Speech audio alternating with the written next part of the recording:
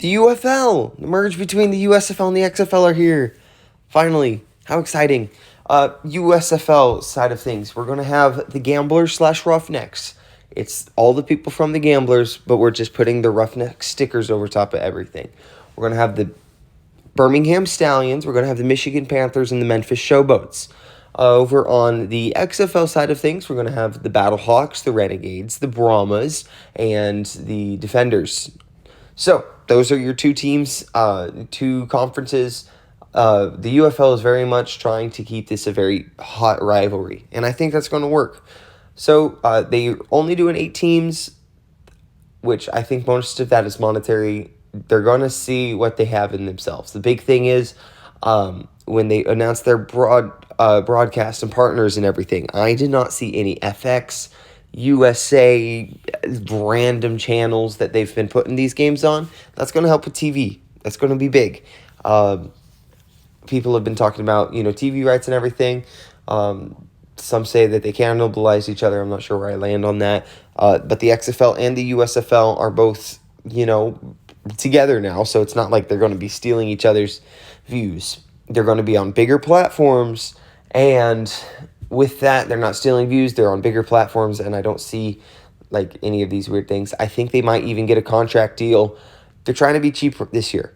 Again, they've cut a lot of people, and a lot of people have unfortunately lost their jobs. So thoughts and prayers with them as they're trying to navigate this whole new spring football thing.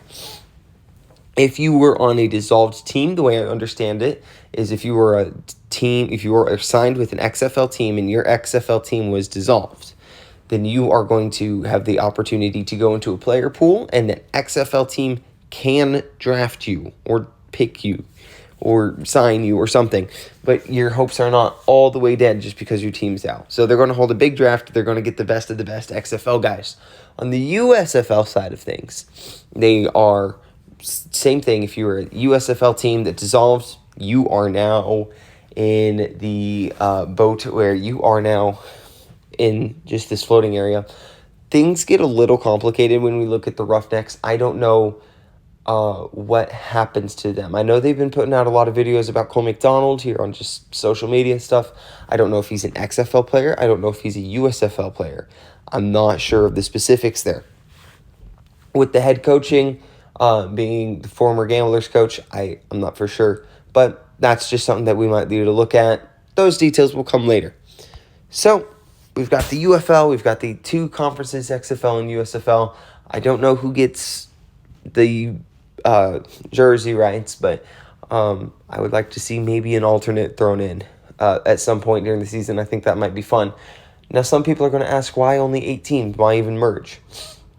The fact for merging is the XFL lost a lot of money last year, and I guess everyone's finally coming to grips with that.